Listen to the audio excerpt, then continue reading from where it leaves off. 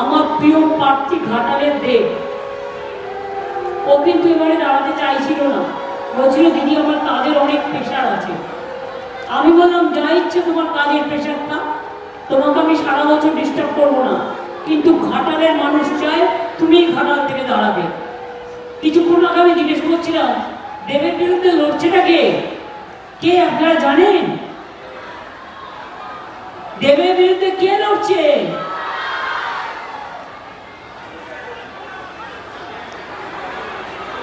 আরে সেটা কে? খায় না মাথায় দেয়?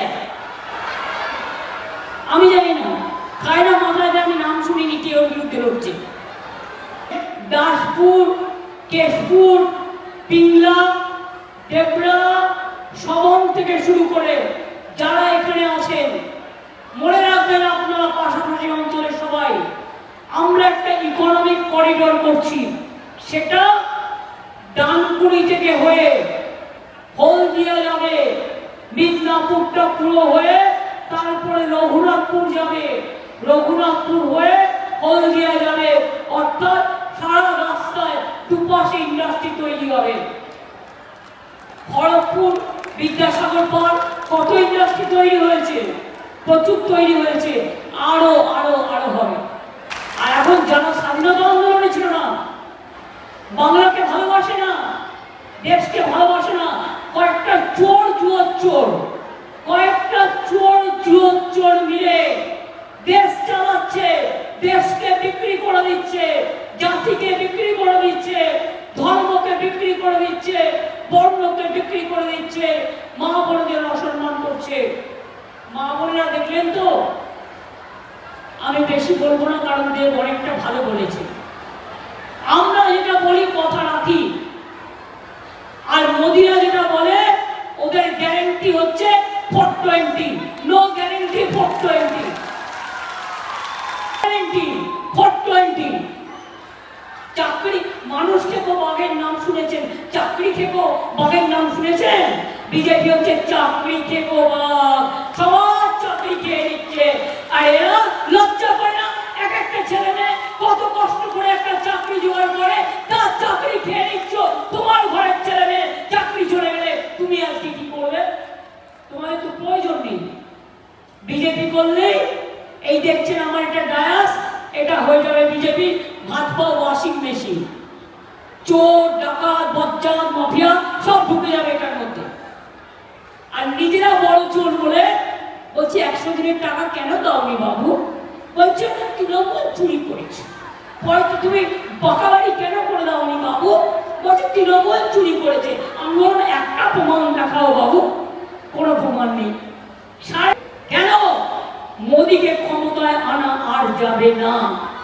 মোদি বাবু যদি আসেন এনআরসি করে দেবেন, কে করে দেবেন, ইউনিফর্ম সিভিল কোড করে দেবে, সংবিধান ভেঙে দেবে, ধর্মীয় কোনো সংখ্যালঘুদের কোনো অস্তিত্ব থাকবে না, হিন্দুদের থাকবে না, ওবিসিদের থাকবে না, তপশিলীদের থাকবে না, আদিবাসীদের থাকবে না, মানুষের কোনো অধিকার থাকবে না। উনি একা রাজত্ব করবেন, দেশে কোনো নির্বাচন হবে না, এটাই শেষ নির্বাচন হবে। বিজেপির একটা নেতা হিংসা করে বলে ফেলেছিল লক্ষ্মীর ভান্ডার তৃণমূল কংগ্রেসকে হারিয়ে দিয়ে আমরা সিট জিতে নিয়ে লক্ষ্মীর ভান্ডার বন্ধ করে দেব। আমরা তো ক্ষমতা তো কম নয় বাবা, তুমি অল্পচু না মান্টচু, কোনটা? তুমি কোনটা? মনে রেখো, অল্পচু আমরা চিনি, মানকচু আমরা চিনি। কোনটা কোনটা দিয়ে রান্না করতে হবে আমরা খুব ভালো জানি। লক্ষ্মীর ভান্ডার হাত দিতে গেলে, আরে আমি তো আছি, আর আমার মা বোনদের হাত খুন্তি ছাড়না নেই, শাড়ি পরাই নেই, মা বোনরা চলে। এই লড়াইতে যাতে আমরা জিততে পারি, আর মোদি বাবুকে হাঁটিয়ে দিয়ে আমরা যাতে ইন্ডিয়া গভর্নমেন্ট তৈরি করতে পারি দিল্লিতে মানুষের জন্য, করবই। মোদি হাঁটছে জেনে রাখবেন, এবার মোদি হাঁটছে। তাই আপনাদের বলবো একটু আশীর্বাদ, একটু একটু উলুবাজি দিন মা, একটু শঙ্খবাজি দিন মা, একটু দোয়া করে দিন মা, ভাই বোনেরা আমার একটু হাতে তালি বাজিয়ে দিন।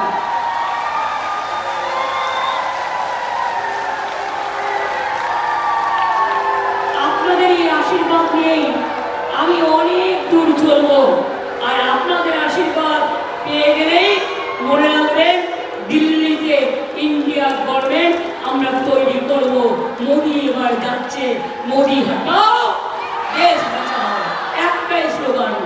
জয় হিন্দ, বন্দে মাতরম, খোদা হাফেজ, ইনশাআল্লাহ, জয় জোহার, জয় বাংলা, জয় বাংলা, জয় বাংলা, জয় বাংলা।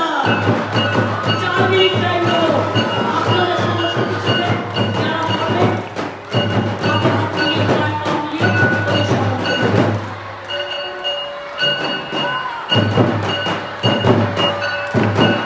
Hello hello